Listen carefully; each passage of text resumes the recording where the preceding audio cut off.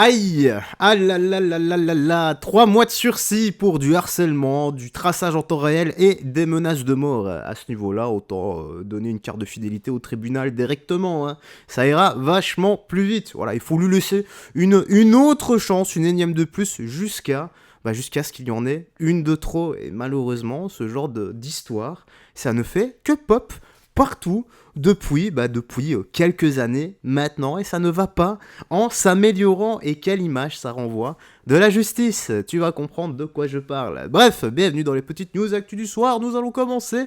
Mais avant ça, petit like et commentaire pour le soutien à la force et le référencement, seulement si tu désires m'aider. Alors on a quoi? Rappelle-toi, ce type-là, non, toi tu l'as jamais vu, enfin, peut-être que si, mais ce type-là avait harcelé Mila pendant des semaines. Et écoute bien ça. Donc Ryan Cheloua, 28 ans, condamné à seulement 3 mois de sursis pour avoir harcelé Mila en partageant sa position en temps réel, en prenant des photos d'elle, en la menaçant de mort sur les réseaux sociaux. 3 mois seulement, elle aurait pu être tuée. C'est honteux. Bah oui les gars, vous attendez à quoi d'une justice aussi laxiste? C'est normal, le bien est devenu le mal et le mal est devenu le bien. Ah, mais quel beau sourire, oh là là là là, voilà. Bon, dommage qu'il a pas, comment dire, une chemise jaune, sinon j'allais dire, au moins elle était assortie à la couleur de ses dents, tu vois. Alors on a quoi ici? Tous les électeurs de la France insoumise qui font le ramadan attendent cette réponse capitale avec anxiété. Moi je rigole parce que, en gros, j'avais déjà écouté la vidéo, mais j'avais pas vu ceci. Tu vas comprendre. Est-ce que la masturbation brise le jeûne? Je sais que ça, c'est un gros problème dans la communauté. C'est une addiction et il y a beaucoup de gens qui peuvent pas s'empêcher de le faire même pendant le ramadan. Mon premier conseil, c'est au moins essayer de te retenir de le faire après le maghrib. Et si jamais tu le fais pendant la journée, oui, ça brise le jeûne et tu dois quand même continuer à jeûner et tu dois reprendre cette journée de jeûne. Quand on me facilite. Est-ce Aïe que aïe aïe aïe aïe aïe aïe. Ah bah il y en a certains, ils vont avoir des couilles bleues. Moi je vous le dis. Bon bah voilà, force à tous ceux qui doivent se retenir de se branler. Voilà. Force à tous ceux qui font le ramadan, qui vivent en Europe et qui tout le reste de l'année vont en boîte de nuit, essayent de se taper des femelles s'ils y arrivent, consomment un iPhone dernier cri et ne vivent pas sur la terre de leurs ancêtres. Voilà, force à eux. Donc force à vous tous qui faites le ramadan. Voilà. On a quoi d'autre maintenant ici? Donc Rima Hassan appelle à ce que nous soyons attaqués à l'acide, en référence au sort que subissent les Iraniennes et les Afghanes. Rima Hassan a collaboré sur une publication qui appelle à ce que nous soyons dissoutes à l'acide. C'est ce que j'appelle, c'est de l'appel au meurtre. C'est juste fou, bah oui, clairement, hein.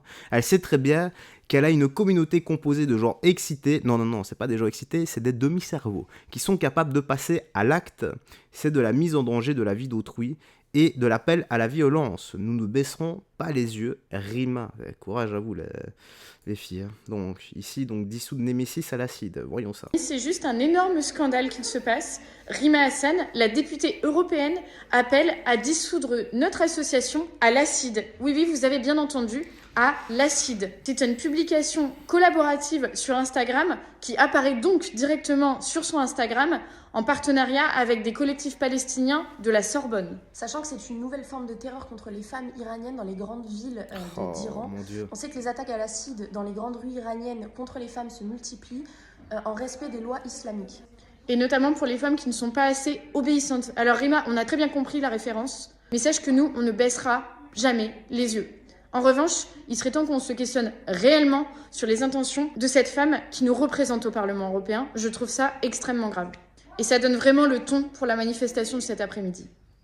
C'est juste un énorme scandale qui se... Rima Hassan, on n'a rien à foutre de l'Europe, on n'a rien à foutre de la France. Si on avait quelque chose à faire, encore une fois, et je le dirai à chaque fois, hein, tous les politiciens qui en auraient quelque chose à faire du pays dans lequel ils sont élus, eh bien, ils lutteraient pour plus de sécurité et plus de pouvoir d'achat. À partir du moment où tu n'en as rien à foutre de la sécurité, des Français là, en l'occurrence, et du pouvoir d'achat, et que ton combat se trouve en Palestine, c'est que tu n'en...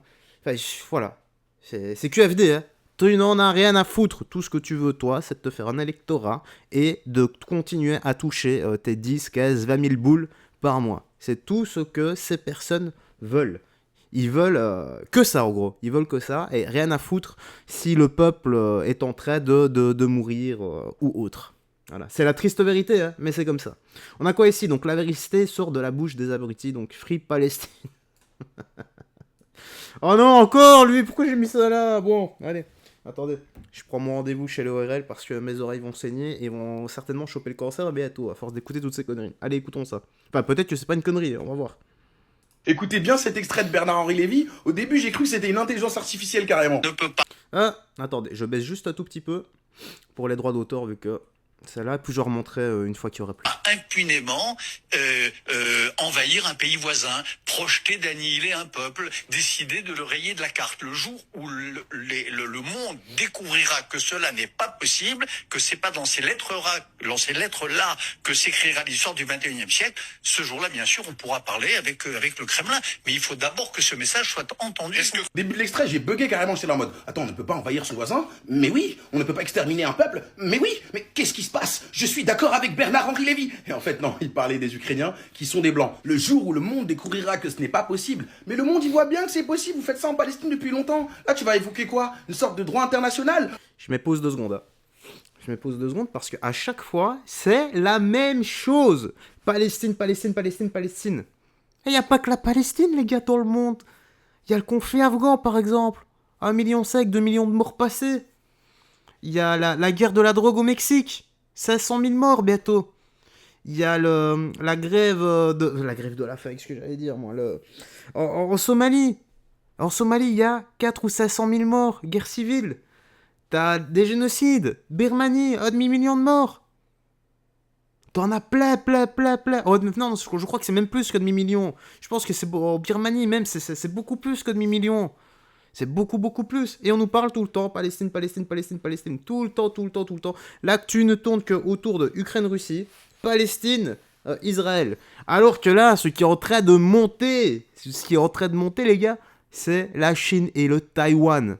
Chine et Taïwan, on va bientôt en parler. Et là, vous direz, bordel, Jou, t'avais raison. Non, c'est pas moi qui avais raison. C'est juste que je m'informe un minimum, comparé à ce genre de crétins. Bon, oui, il y a des gens qui meurent. C'est très triste. Les dommages collatéraux, c'est extrêmement triste dans une guerre. Les gens qui n'ont rien demandé, peu importe le corps, ça, c'est extrêmement grave.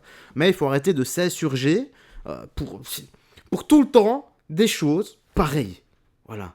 Si on doit s'insurger pour ça, il faut s'insurger pour tout. Sinon, c'est de l'hypocrisie.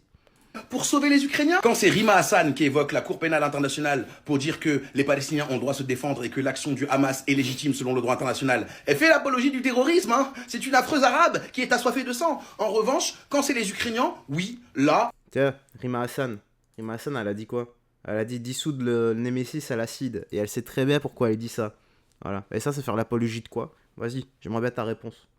Il y a un droit international, il y a des règles qu'on doit respecter. Et si nous, Européens, Occidentaux, on ne les respecte pas, comment est-ce qu'on pourra sauvegarder la paix contre l'ennemi qui est la Russie? Quelle bande de menteurs, hein. C'est intéressant cette situation, que ce soit l'Ukraine, que ce soit la Palestine. Ça montre à quel point, notamment Bernard-Henri Lévy, mais beaucoup d'intellectuels français, sont dans la suprématie blanche. Ce sont des menteurs, ce sont des racistes. Quand les Européens sont impliqués, il y a un droit international et il faut le respecter, et c'est important, et il en va de nos valeurs. Mais en ce qui concerne les Arabes ou les Noirs, ils peuvent mourir. C'est évident, c'est clair, personne ne peut nier ça. Je vous mets au défi dans les commentaires, essayez de contre-argumenter ce que je viens de dire, j'attends. Bah, je l'ai fait en 2-2, juste avec du concret, voilà. Toutes les guerres qu'il y a dans le monde. Et tu ne t'insurges pas, donc tu es un raciste. Voilà, moi aussi, je te sors cette fois-ci la carte de la politique de la victimisation. La première fois que je la sors, voilà. Tu es un raciste, mes grands-parents sont venus à la nage de la Méditerranée et ils ont souffert. C'est clair, ça? Bon, allez, on va écouter le dernier ici. Un homme demande à un Ukrainien réfugié ici au Québec pourquoi il ne veut pas combattre en Ukraine. Écoutez-le, donc ça dure 2 minutes 30. Salut mes amis. Aujourd'hui, je mange juste Cheerios pour mon souper. Souper léger parce que toujours je fais attention après de l'hôpital. C'est pas très léger hein, ça les gars, c'est rempli de sucre et de glucides. Hein. C'est vraiment pas léger. Hein. Mais c'est pas de diabète, pas de les autres maladies comme il m'écrit une monsieur dans les commentaires. Tout est bon avec moi. Mais juste dois avoir attention qu'est-ce que je mange. Ok. Et Bon, la puis suite. après, bon commentaire, bonne question qui m'a demandé, monsieur, pourquoi je ne vais pas combattre en Ukraine. Monsieur, je fais déjà une vidéo pour ça, parce que beaucoup de personnes qui m'ont demandé, qui me posaient cette question. Mais spécial pour vous, je donne encore la réponse. Pourquoi? Première, parce que je ne veux pas. C'est la première. C'est mon choix. Puis ce choix, beaucoup d'autres personnes ukrainiennes qui ne veulent pas aller mourir pour Zelensky et les amis de Zelensky. Parce que cette guerre n'est pas pour la liberté ou indépendance de l'Ukraine. C'est juste la guerre pour les ressources naturelles qui vont partager États-Unis et Russie. C'est tout. Et à cause de cette guerre, Zelensky était plus riche beaucoup fois avec ses amis.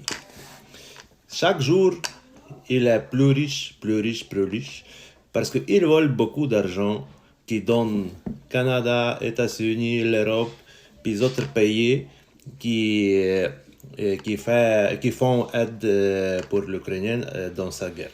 Voilà. Fait que moi, je ne veux pas aller mourir pour Zelensky. J'espère que vous comprenez moi. J'espère que je donne bonne réponse. Bonne soirée, à bientôt. Bah, de toute façon, c'est ta réponse. Peu importe ce que tu penses, donc... t'as le droit d'être d'accord ou non. Moi, en l'occurrence, je suis d'accord avec lui. Le peuple veut la paix, les élites veulent la guerre. Pourquoi Zelensky va pas avec sa famille en première ligne pour défendre l'Ukraine? Ça se résume à ça. Hein. Voilà. Les généraux de guerre à l'époque d'avant et les généraux de guerre. Voilà. C'est même pas des généraux, hein. C'est des guignols de guerre. C'est des guignols qui jouent à la guerre. Alors que ils ont la vie de centaines de milliers de personnes entre les mains, qui sacrifient comme ça pour des données dans un ordinateur et des parts de territoire du monde qui appartient absolument au monde entier, en fait, tout simplement. Bref, voilà. Tu me dis, toi, dans l'espace commentaire, ce que t'en as pensé. Moi, j'aurai d'autres à ajouter, comme d'hab. Hein. Tu crois, souhaite-toi des gens que tu aimes. Et on se dit à la prochaine pour d'autres news actu. Ciao. Attention à toi. Que Jésus-Christ te bénisse. Et puisse-t-il ouvrir les yeux à tout le monde. Bye bye.